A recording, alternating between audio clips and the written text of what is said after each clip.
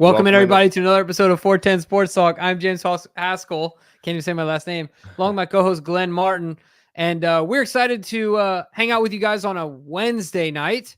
Decided to go live tonight because there's just been a lot going on. Of course, we got the combine that is in effect. We got some team report cards that just recently came out. And then, of course, Eric and John both gave pressers at the combine. So we got a lot to get into. Yeah. I think they peeled back the curtain. I had some work training this week, but I was able to read some notes about some key guys and then I was able to read some transcripts and stuff, but I'm excited to really break this down because I think we saw behind the curtain a little bit. Some things I was more surprised. I was surprised that Eric would reveal as much as he did on a few things. But I'm excited to get into it. All that being said, Glenn, how you doing this evening? Doing well. It's getting warmer, and that means spring is right around the corner. I absolutely cannot wait for Orioles baseball. But look, football is a year-round thing. There is no such thing as the offseason when it comes to NFL. And, that's certainly the news cycle continues to go. It was nice to see our guys back there clearly turning the page from what was a disappointing end to a fantastic season, but excited to see how they can get this team better. Look, coach said it, a lot of turnover. Had a lot of success last year. The goal is to get better. That's the bottom line. It's to get better, not to be as good or none. No, the goal is to get better. And so, it was nice to hear a little bit about their plans on how to make that happen. Yep, 100%. So I say, if you want, I'll leave it up to you. We can get into the report card and speak to them a little bit, or we can go right into the presser, whatever you deem more important. Let's save the presser here. Let's save let's save the report card here, and because of the chronologically how they came out. It was the pressers, then the report card, but we certainly have a lot to talk about there. All right, so John Harbaugh was the first one up. Yep. He was very complimentary of the Ravens' new coaching hires. He talked about kind of interesting. He talked about the dynamic of when he started being a young coach and how he knew all the young coaches around the league. And so it was relatively easy to formulate a staff because he knew most of those young guys. And now he talked about a conversation he had with Nick Saban and how, as a 60-year-old, and in Coach Saban's case, a 70-year-old, the difference in then trying to find young, innovative 35-year-old coaches as a 70-year-old man.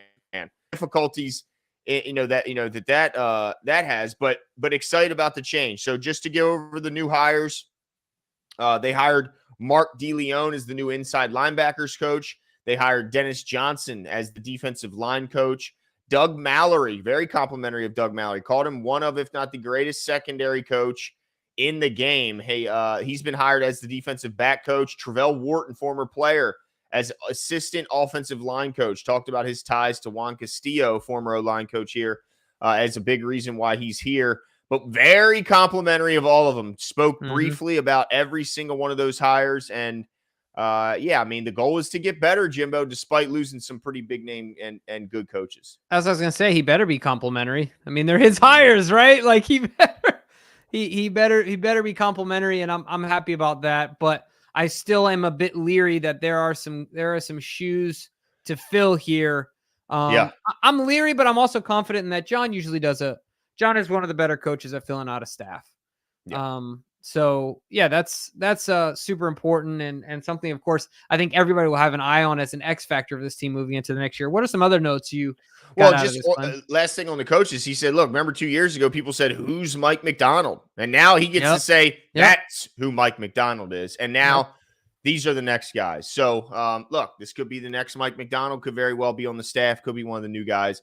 Let's see. He raved about Justice Hill's season, but certainly admits they need to add a running back. He talked about the thing I found interesting is when asked about what, the running back position, the most important thing, bottom line, is the ability to create missed tackles. You just flat out can't block everyone, no matter how good you are as an offensive line and all the other positions that pitch into block, certainly down the field. You got to be able to make people miss if you're a running back, and that's what they're looking for in who they bring in. Yeah, you know what? I'm not upset at that, right? I mean, I think John does a good job at that as well. So I'm looking forward to seeing what we do as far as evaluating guys, evaluating the market, and I'm him and Eric together, along with the rest of the front office, I'm sure we'll make the right move. It might not be the move that we want, Glenn. You and I both talked about Saquon and Henry. And of course, Dan I would love Josh Jacobs, but he's way too expensive, right? Right. Throw him in there. But and having them all out there on the market will certainly suppress the market for each one of them, but it still might be a reach. So we'll see what happens there. I honestly can say whether we take a top tier guy or wait till all the top two or the tier 1 and tier 2 guys are signed and we go with a mid-level guy. Neither thing will surprise me. Yeah. Now, I don't say that about every position, but with the running back position, it wouldn't surprise me. All right. Yeah. And so Justice had a great season, but I agree with John. And just like you said, we need some depth back there. There's a couple things I want to get into that happened later on, but I want you to kind of keep going and give some of your other thoughts here. Yeah, he said that the offense still has a long way to go. He said it was in its first year. They're all excited to get better. Says they'll build the best operation around Lamar Jackson so that his talents can shine. Says the offense isn't looking to get to the next level. He's looking to jump levels, which I certainly like to hear. And I guess to some degree you expect that. But, clearly saw that this was an offense that he clearly stated that this was an offense in its infancy and that they took baby steps this season, but still has a long way to go. And all the guys involved, Lamar, Monken, coach, they're all happy and excited to get better and try and move forward.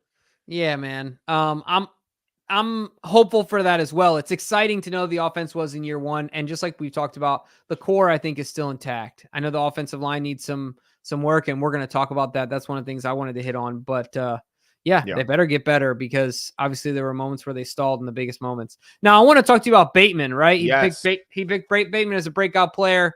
And it's funny, I thought, if I'm not mistaken, didn't he also speak to his route running a little bit? I don't remember exactly him using that. Anyway, but he talked about, he should have gotten the ball more, or he will be getting the ball more. So it'll be interesting to see how that goes. I think we've been all waiting for that moment, right? For that opportunity for Bate, and then also for the opportunity to intersect with the availability and the scheme, like drawing him up. You know what I mean? Because I think we've shown that he's done his part in getting himself open, but maybe the offensive line hasn't given him the opportunity to do so.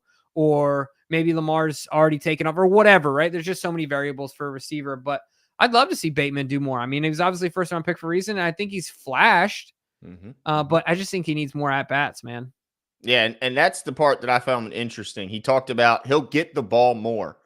Well, Jimbo, is this a way of basically John saying they're not going to be bringing in a number 1, number 2 receiver like most people were hoping? I mean, because 6 of the 7 leading pass catchers are already back. The only one not is Odell Beckham. So basically this is saying we're not bringing anyone Odell Beckham Jr.'s level or better, because that's what it would take to take more targets from Rashad Bateman. So him saying definitely that Rashad will get more targets, does that not say that we won't be adding a big name wideout? Yeah, I do think it says a lot about that. And to be honest with you, Glenn, it's not something I'm overly concerned about.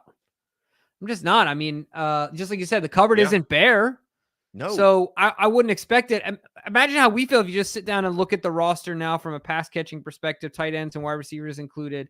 And then you look at what we had in the past. Relative, Eric DeCosta has to be stoked. John Harbaugh has to be stoked to have 2 first-round receivers that you've taken in Zay and Rashad that both, obviously Zay's taken off more than Rashad, but both have shown promise, both healthy going into the offseason, both your top-end tight ends going healthy in the offseason. I don't know how much more you can reasonably ask. Bring Nelly back? Yeah. Yeah, and you bring Nelly back. And so I don't, like I said, I don't know how much more you can reasonably ask for at this point from a pass catching perspective. So, yeah, man. The fans were I think some fans were hopeful when they saw Mike Evans hit the market, Mike Williams, T. Higgins had potential before being tagged.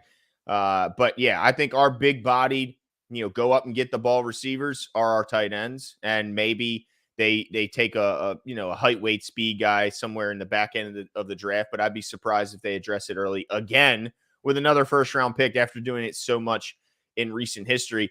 Also, this is, and I know you're going to love this part. I thought about you when they said this. I mean, he said that John Harbaugh said the team is offensive line centric in their philosophy. He stated that the offensive line changes will be the most important thing they do on offense in this offseason. Eric DeCosta mentioned this is a good offensive line draft. And John Harbaugh said this, Jimbo, gotta win the trenches first. Says this will be the interesting enough. He called it a rebuild. Said this is the 4th time in his tenure that they've had to do a rebuild of the offensive line, which I thought was kind of interesting too. So they rebuilt it his first year. They've rebuilt it twice in between, and now are going into their 4th offensive line rebuild. Would you have called it that, a rebuild?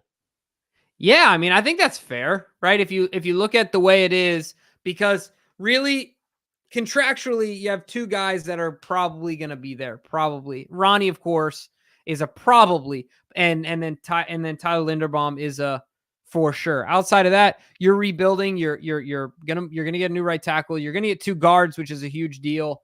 But I just love the emphasis on it. But let's. I've been saying this for years. Right now, you can say it every year, but man, you really gotta. If Lamar Jackson just, we've seen what he does with a dominant line. So if you think about the moments that our line played really well this year, and if you imagine we had the 19 line in this offense, that would be scary, right? So if we can get something close to that, look out, right? That could be another place where the Ravens take these leaps and bounds without having to make these big splashes in skill positions, but they just beef up that offensive line. So I was happy to hear that for sure. Yeah. Anytime you're emphasizing the trenches, I'm all for it. I know Cole Jackson's got to be smiling somewhere when he was reading or listening to the presser. It's good to hear that is, because every year, right, there's that focus. Like pass catcher was their focus if their focus is the O-line, I like to hear it, because every time they have a focus, they seemingly fix that area. And so, man, that's good to hear. And then let's see here. When asked about free agency, he made an interesting point here, Jimbo. And maybe, I mean, he's definitely biased, and maybe that was playing into this, but he said guys won't leave here because they're unhappy or because they didn't get a fair opportunity or because they weren't treated well. He said they'll leave here to get more money or get an opportunity for a promotion or play time. But mentioned that Clowney's agent at the combine told him this was the first season that Jadeveon Clowney has ended his season happy in his entire NFL career. Harbaugh did say they would try and get him and Kyle Van Noy back, but what does that say? I mean, that's gotta mean a lot, because look, agents don't just represent one player.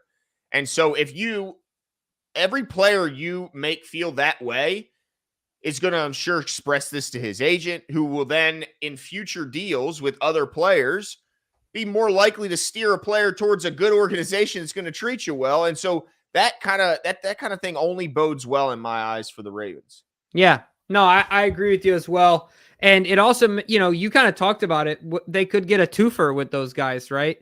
Yeah. Depending on what Clowney's contract ends up looking like, what his value is out in the market. But nothing like having fun and going to work at the same time. Right. Exactly. So that's a big deal for the Baltimore Ravens. I don't know how much of that plays into the report card, and obviously we'll get to that.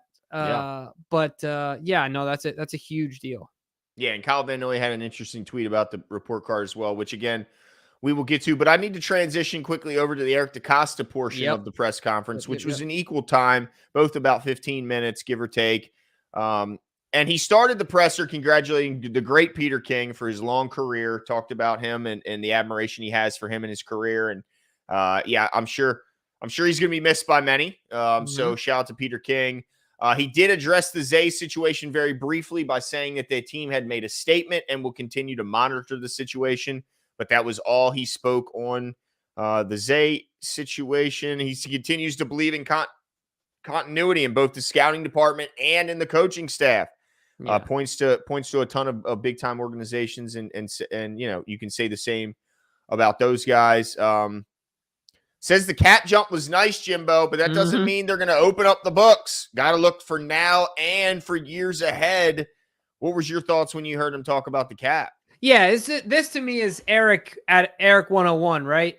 And this, people might say that this could be the I don't know. Some people will disagree with this, right? Like when they hear Eric say this. I understand it completely, but Eric always has one eye on the future. and one eye in today. I think that's what makes him a good general manager. Other people want him to just go all in on today and say, this is it. There is no tomorrow. And let's see what we can do. But to me, this is par for the course for Eric. Frustrating as it may be for other people, I'm okay with it. Yeah, no, I'm with you. I'm with you. Absolutely. So don't expect an all-in sellout year ever. He talked about there is no window open or window closing here in Baltimore. The window, this team is good every year. That's the plan. There is no all-in. None of that. That's their philosophy. He talked about bringing back Nelson Aguilar. Said he was a good player, a good leader. Said he wanted to be here. Talked about how Aguilar had the opportunity to be a couple other places around the league and was much happier here. And so it was a win-win. Player wanted to be here. Team wanted him here. So yeah, it's a good ad. And then the Madubuike thing was big in my opinion, because we all thought and hoped, I guess, that he would want to extend a player and build kind of from that spine of the team, certainly the defense. And look, he made it sound like there was a good chance that like they're working hard to get the extension. And he kind of made it clear that I don't think he has any plans of Justin Madubuike playing for anyone else in the very near future. Yeah, no, I agree with you there. And that was the part where I honestly thought he was a little more telling than I thought he would be, in where he was basically like, well, we're gonna tag him if we don't get a deal done. Right? Like this is what it's gonna be. But there also has to be a reason for that, right? It's just letting him and his agent know now, like, hey, if they didn't already, like this is the situation. Yeah. We'll be patient. Yeah, don't start putting your house up for rent. None of that. Right. Because we want you here. We'll give, if worst comes to worst, we'll give you the money for the year and then we'll evaluate your market value after that year. Yeah. But certainly he's not playing anywhere but here at least next year. So I was a little surprised he gave all that away. I don't know. What about you? Were you kind of surprised that he was pretty forthright with that one? A bit. Yeah. I mean, I don't know how it goes with negotiation. Of course, you want the player to hear. Like, I'm sure it felt good for Madubuike to hear that. Like, wow, this guy really wants me here. Yeah. It's the guy who drafted me and they developed me. And I want, it's nice to hear that. But at the same time, I don't know how that affects the negotiation. I don't know if that's if the agent goes, yeah, they want us. They want us. So let's make them pay. I hope they have a good relationship. I hope they can come to an agreement because it's pretty clear that this guy's going this direction. And we haven't seen when the plateau will happen, or certainly not when it'll start to go down. But I still think he's on the way up. And man, if he's going to be better than he was last year, whew, that's one hell of a player. Absolutely. Good at both run and pass. I want your take on this too. He was very complimentary of Odafe. He said they look more at pressures and disruption over sack totals. He said he's one of the hardest working players on the team, expects a great season upcoming. Very complimentary of Odafe season, fantastic season, and wanted to point more towards pressures and disruption and keeping your eyes off those sack totals is what, don't think that that's what makes him a good player, basically. I'm not buying it. No.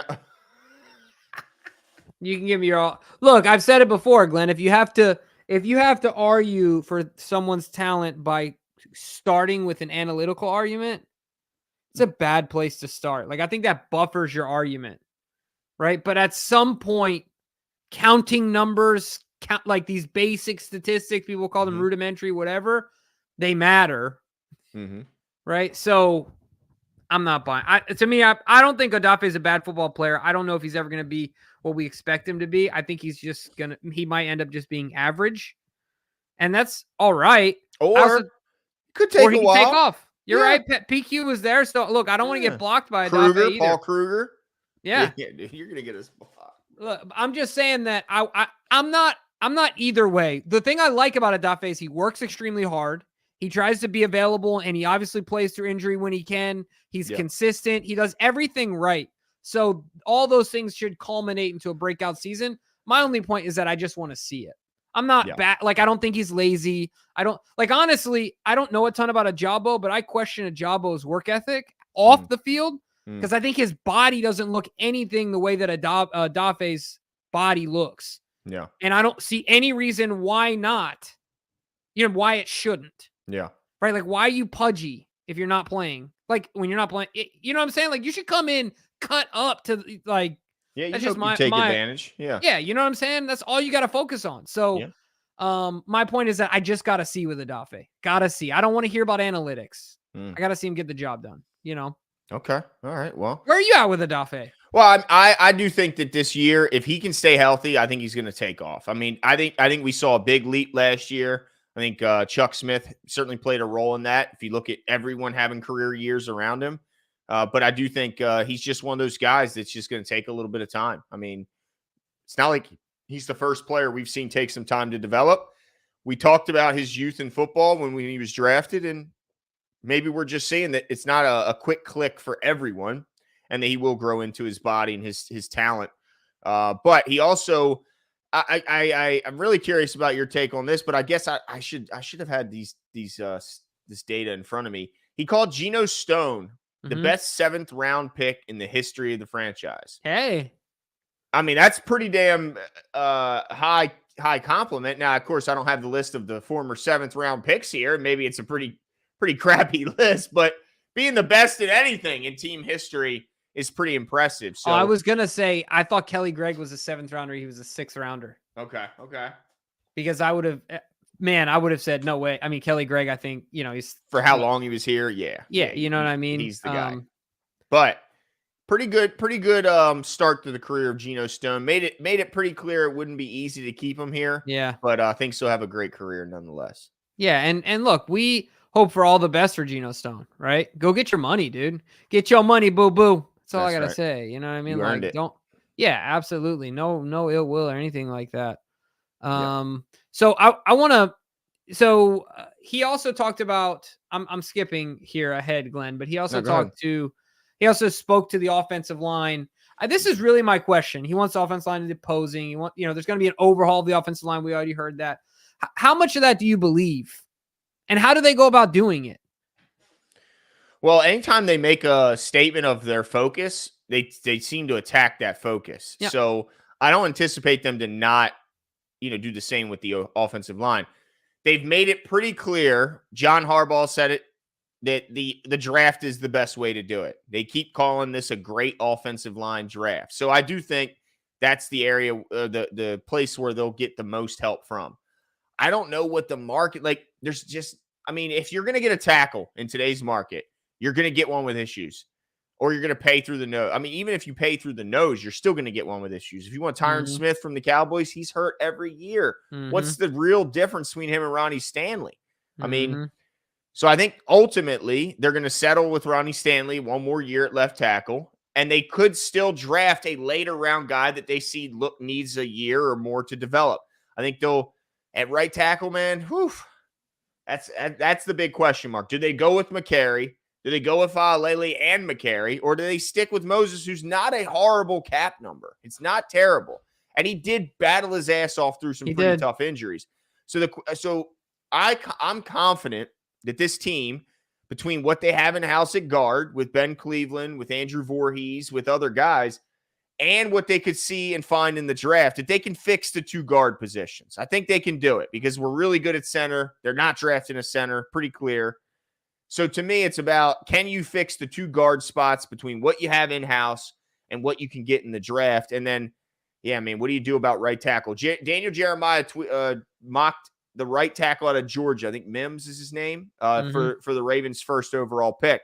But when asked about it in the combine, he said, you tell me who the best player is that's going to slip and fall to the Ravens, and I'll tell you who they're drafting. So, Daniel Jeremiah is usually, he's pretty good. But I'll say that I think that the most likely source to fix it is going to be the draft, not free agency, not trades. Yeah, there were some people that were very optimistic. I think we were optimistic about the potential overhaul of the wide receiver room last year. And it happened. Other people were very pessimistic about the possibility of it happening. But one thing was important in that overhaul, Glenn. Our number 1 wide receiver came from the draft. Yep. Right? Because imagine if Zay's not there, we take another guy, and the overhaul was OBJ and Nelly. Yeah. Not much of an overhaul. Yeah. Like now looking back, 2020, no knock on those guys, but Zay was obviously the most productive. So if it's going to be a true overhaul of this offensive line, like you said, Glenn, we're going to have to hit in the draft. And maybe that isn't at tackle, but we're going to need like a Voorhees and early round pick at the other guard that really both come out guns blazing or something like that, or a hit at right tackle, or, you know what I mean? Because I think, like you said, there's no other way to skin this cat, for the terrible metaphor that it is. There's just really not a lot of ways to do it in this situation. Yeah. Asmodeus says, finish a double session at the gym. McChickens. Well, you can certainly burn off the calories from the McChickens. Hey, I was going to tell you something, Glenn. I know you're a gamer. Yeah. Peloton has a new feature on the tread. It's called Lane Breaker, and it's a game. Dude, you can run and play a game and get a high score. I played a video game today. I love it, dude. Made it more fun, huh? I know. Yeah, dude. So look, I'm gonna get you on the tread one of these days. Dude, Let's go. I'm not breaking your records. I can tell you that. I don't know. You might break all the scores, man. Look, you're a better gamer than me. Depends how much is gaming and how much is running. Oh, it's both. Yeah, well, I'm in trouble. Okay? I'm in big trouble. But do you agree with me that, I mean, yes, I guess what I'm saying is I agree with you that I really don't see another way, right? They've got to hit. They got to hit in the draft, and they got to hit early and often. I believe their first pick will be addressing the offensive line. I'm hopeful that it's a right tackle, in the sense that means they felt a right tackle justified that pick at number 30, and that and I believe that means he's a day one starter. But if it's at guard, then I expect him to be perennial Pro Bowl type talent if you're taking a first round guard. So I'd be happy there as well.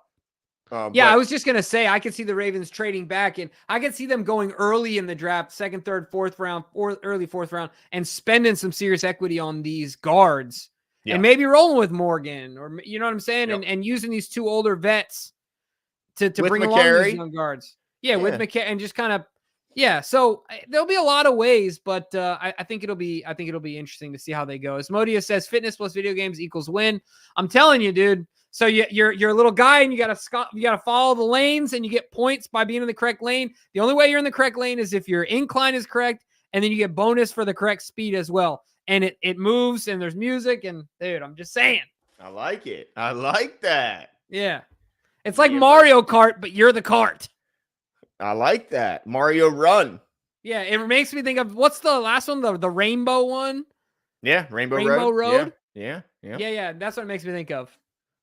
Anyway, yep. I like it. Appreciate we are not sponsored by them, but the generosity, Asmodeus, as always. We should be. But I guess now's the time. By the way, DK, if you didn't see, I put a link. Should I share this? I put a link in the chat of the report cards. We're going to be going to those next.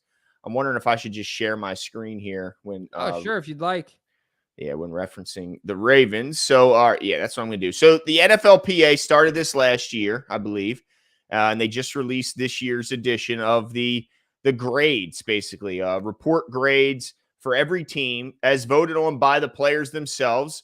The NFLPA collects this data and then delivers it back to us, and here it is. So, I'm going to pull up the Ravens portion of the report card, and of course, we can always reference how they compare to their peers, but I wanted to just go through all this. As you can see, there's many different categories: the treatment of families, the food cafeteria. Okay, there it goes. All right. Okay. Here we go. All right. So, treatment of families, food cafeteria, nutritionist, dietitian, locker room, training staff, training room, weight room, strength coaches, team travel, head coach, and ownership. And we're going to go through each one. So, treatment of families, B-. Jimbo, I remember this was an area of opportunity for the Ravens last year. They talked about how players couldn't be met back up with their families post-game very easily. It was challenging. It looks like they did change up into some degree. They offer a family room now. They offer daycare during the game. And the team has improved the post-game family area, but some players feel the information shared or is not shared with the families as well as it could have been. So, area of opportunity, is that a big deal, no deal? What do you think? I mean, it's definitely a big deal. I just don't know how much, because we're not there, I don't know how much more they can do. I'm just going to say this. This might come off wrong. It's not top 10 in the league, Jimbo. It's ninth. Yeah, I just don't like the B-. But you're right, it's ninth. Yeah. You know what? I'm going to reserve my comment till the end. Okay. For the sake of being blocked. Okay. Oh, here we go. Don't do it. Next category, food and cafeteria. This one's a bit of a surprise. C+. I'm not surprised. Let me tell you why, Glenn. Uncrustables, wasn't it? 65 Uncrustables a day? Damn it, you contract me and I'll make homemade the best peanut butter and jelly, the healthiest peanut butter and jellies these guys will ever had. Don't give our players any damn Uncrustables. This is sacrilegious. How can you call yourself a nutritional professional, a nutrition professional, and give them Uncrustables? No, thank you. No, you earned it. You made your bed, and I lay in it. Yeah, they rank 18th in overall food taste, 18th in food freshness. Well, what do you think? You're giving them 80-day-old Uncrustables. How long those things like shipped across the sea? They got to get better. Bro. I don't want to see anything out of the top 10. Yeah. All right. Nutritionist and dietitian, which apparently is different than cafeteria.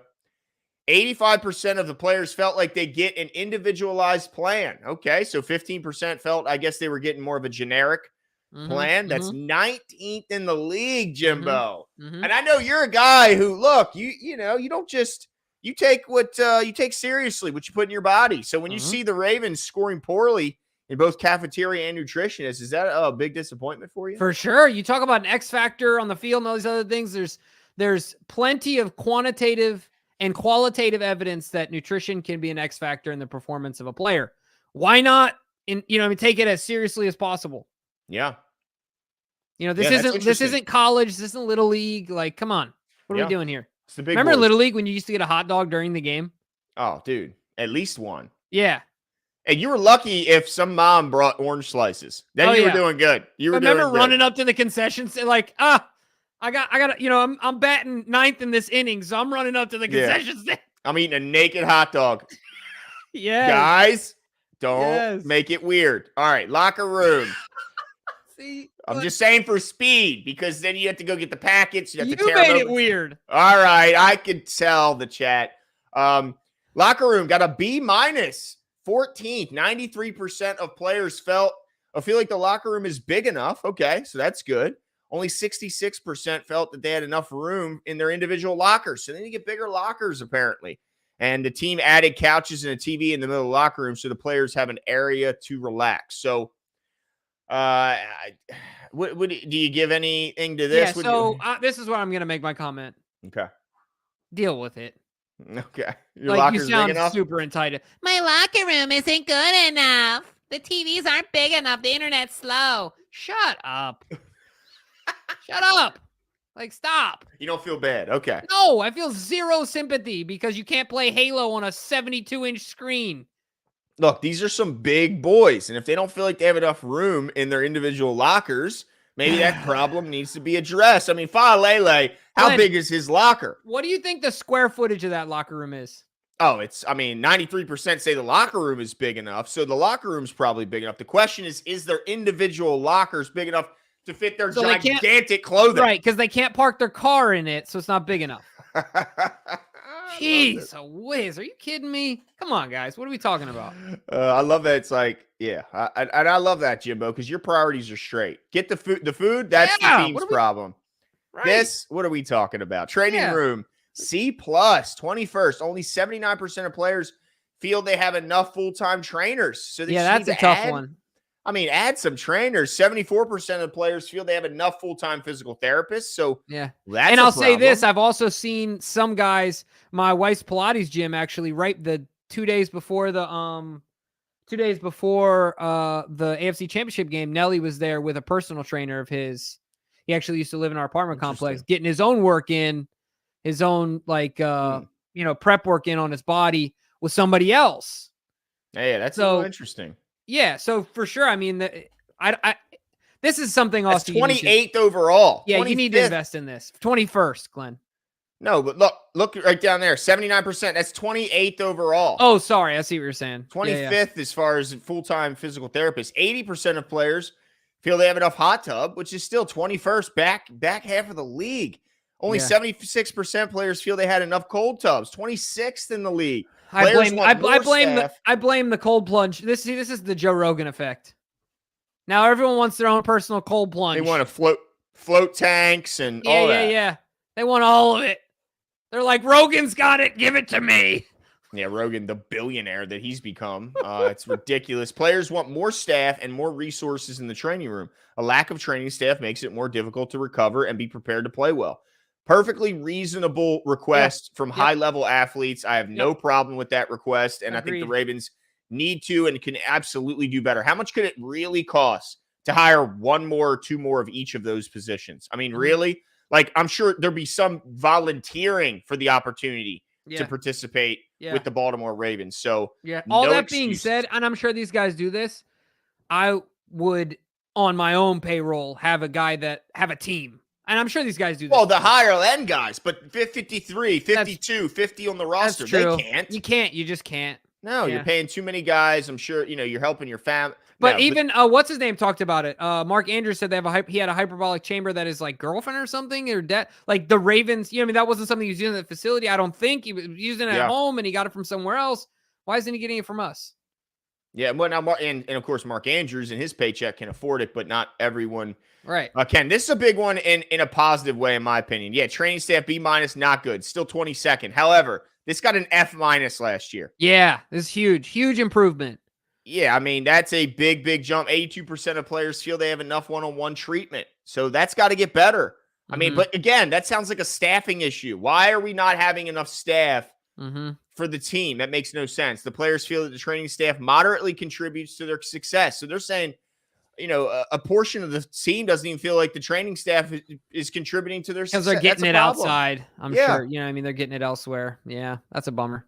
Yeah, that's a problem. And obviously an area where it could be quickly remedied by simply hiring more members of your staff. I think that, and correct me if I'm wrong, did not Steve Machadi gain his wealth from a hiring agency? Oh, hold on, though. DK, yeah, he did. DK said that category specifically, DK, was a B+ last year. So which one was an F-? Was that the weight room? DK is going to clarify really quick. Yeah, help me out here, because I'm pretty sure the training staff was the one that got strength coaches. Is that a separate category? Okay. All right, we'll get there. We'll get there, because we are to the weight room. All right, where they are B-, 21st in the league. The players feel that the quality of the equipment is just average here in Baltimore. This is also another one where it just doesn't make sense to me. Get the stuff in here. Like, it's just, these are things you can just simply buy. Like, it's not a person, it's a machine, right? Like, this is simple. Buy it, put it in. Yeah, I don't buy get that some one. free weights. I mean, trust me, I know free weights can be pricey, but come on. Yeah. The players feel that there is an adequate amount of space, and so it's plenty big enough. That's not the issue. Just don't have enough equipment. Here we go. I think this is what DK was saying I was incorrect about. So this is even better, because it went from an F- to a B. So not just a B-. Strength coaches, B. 90% of players feel like they get an individualized plan. We got to work on that 10%. The players feel that the strength coaches moderately contribute to their success. 26th? Jimbo. Players are happy with the change in the strength coach and feel they have a better working relationship and can be more productive. Well, I hear you, but I mean, we're still back end of the league, so I guess there's still plenty of room for improvement, right? Yeah, but I'll take F- to a B. Yeah, that's true. That's true. It's a work in progress. It's year one for those guys, for the new leader of that team. So I'm glad they're trending in the right direction. I love this, though. I love that the NFLPA came out with this. I think it only will help teams. Team travel, C-. This one was a shocker. 21st, 88% of the players feel they have a comfortable amount of personal space during flights. They are one of 7 teams that require some of their players have roommates the night before a game. Interesting. So, wow. So only 7 teams left in the league. So 25 players or 25 teams allow their players to have their own room. Yeah, this is absolute insanity, because I've never, ever in my job been expected or asked to have a roommate. Never. That's a problem, Jim Mel. That's not even something that crosses anyone's mind. Wow. You know what I'm saying? So it's never even been asked. Nothing. Never, nor would it ever. And if someone did ask you that, I would say no. I would say he can go by himself. That's kind of embarrassing. That's kind of embarrassing, right? Like, yeah. I'd be like, can I get my own room at the Motel 8? Like, right. I'll take a crappier place. I just want my space. Yeah, like that's like, what if that guy snores all night? Like, someone on Twitter said this was so low because they have to deal with Marlon on the plane. Yeah, I know some guys don't like it. Well, also let's be fair. They had I think the most travel miles of any team last year. That's got to weigh in it. Like, I'm sure they're just like, travel sucked last year, but it would have sucked no matter what the accommodations were. It just was a lot of travel. Steve, just get a plane, bro. Well, I will say this. Kyle Van Noy took to Twitter and he talked about, let me see here. He talked about this exact portion of the grade and was surprised at how low the grade was. He said the plane was awesome. Let me see here. I'm trying to find it. Almost on it. Let me see here. God, Twitter's or X is slow today here. But yeah, okay. He said, for the Ravens grade, since I was there last, I don't get how travel got a bad grade. One of the best in the league as far as travel. Plane is elite. So they do have a plane, Jimbo. Do they have a team plane? It just says plane is elite. So I would assume that, yeah. He said that was the only head scratcher. Some were like, that could have been higher, but I could understand. But yeah, said that was the biggest head scratcher of it. So, yeah, I mean, I guess it's to each their own, and maybe some players went to, I don't know. He was asked about the cafeteria, by the way, also, and some of these teams, by the way, I mean, got absolutely hammered, like absolute F minuses, like. Some of it is I do think some general entitlement, but whatever. Could be. You know what I mean? It's like, dude, come on, guys. Now, this is a big one here, Jimbo. Head coach, B+, 20th. Not good. Not a good ranking. I like the grade's not terrible, but the ranking's not great. 79% of players feel the head coach, John Harbaugh, is efficient with their time. The players feel John Harbaugh is somewhat willing to listen to the locker room. That surprises me because everything we hear publicly about John Harbaugh is they rave about. I mean, Odell Beckham. I mean, the amount of praise he heaped. How surprised were you to hear and see this grade? Yeah, I was a little surprised by this one, but it also means that it's all relative, right? The other people can't be doing much better, I guess. You know what I mean? Yeah, I mean, if B+ is 20th, damn, that's tough. Yeah, that is tough. That curve is getting them. That's a tough curve. But yeah, I mean, I think he has an area of opportunity there as well. This one I find interesting. Ownership, A4. Yeah. Club owner Steve Bisciotti receives a rating of 9.6. Glenn, this is easy. No, but here's the part I don't get, Jimbo. If all these things, the cafeteria, the training room, the weight room, who's responsible for all let me tell you why. Upgrades? Let me tell you why it goes like this. Because all that other stuff, the players can say, no, this is on Eric. We blame Eric for this. But they still know who signs their paycheck. They know who it is. You think they're giving Bisciotti a bad grade? You think that's what that is? No. Not a chance. They ain't stupid. But look, the owner is the one responsible for upgrading the facilities. They know that too. They're just not putting it in writing. Dang. That's all I'm saying. I don't give it. I agree that Bisciotti is an A owner. I think it's clear outside looking in. But I also agree with that. Anybody that would say anything ill will of their employer is doing so at a risk. Yeah, that's true. It's just the way it is. I ain't doing it. Yeah. I mean, I hear what you're saying. You'd hope that the anonymity would protect them there. But I just never wonder know how stuff's getting out there. I mean, I saw the Chiefs ownership got an F-. Oh, dude, the Chiefs got overall absolutely crushed, which is hilarious because they won you want the to talk Super about Bowl. entitlement. I mean, they won the day of Super Bowl, and yet they absolutely crucified their team. But the part that I just, again, find most interesting, your C+ food and cafeteria, the responsible party for upgrading that would be Steve Bisciotti. All of it. Your locker room, your training room, your travel, your team travel, like all your lowest grades, your owner is really responsible for that, in my opinion. I mean, so I don't know. It's kind of an interesting. What do you got there, DK? Oh, you just have. Oh, cool. Gotcha. This is from last year. No, this is from this year. Oh, no, I see it. It shows the up. Okay, it sees the progression. Okay, so up in that category, even there, down in locker room, up in. So they were about split, right? I mean, the shocking part, I guess the biggest drop is the team travel going from an A to a C minus. I think you're right though, Glenn. That might have to do with the miles, right? Like it's gotta be, I feel like. And Marlon might be getting more annoying. That's true. Walking the aisles with his phone out in everybody's face. Yeah, I know everybody. I wouldn't like it. But I mean, that's the only thing I can reasonably say about team travel is just because they go from like the least amount of travel miles to the most from like one year to the next. Yeah. Well, then let's not take that. Let's kind of, give them a little bit of a pass in that regard, especially after the Kyle Van Noy tweet. Yeah. But yeah, I mean, obviously every year there's going to be opportunities, and hopefully the Ravens use this as a point to reflect and get better, and not as a way to be salty or anything like that. Yeah, no, absolutely. I think overall it's good and trends look good. So that's how I feel about it. Yeah. I just also want to mention that the combine's been going on all week. But Glenn, correct me if I'm wrong. Some of the physical tests start tomorrow. Yeah, a lot of the for guys that are testing. Exactly. Yep. Now, and so look, one of the things that we're going to do is we're going to be keeping you guys up to date and talking to you about our takes on some of these players that are coming out and testing their interviews and stuff like that have been matched with the Ravens. So be on the lookout for that video as those test results come out. We'll talk about those. We're really going to start ramping up into the draft here. Going to be doing our own mocks. Going to be doing mocks with you guys. Going to be doing a draft competition like we did last year. And so I'm looking forward to it.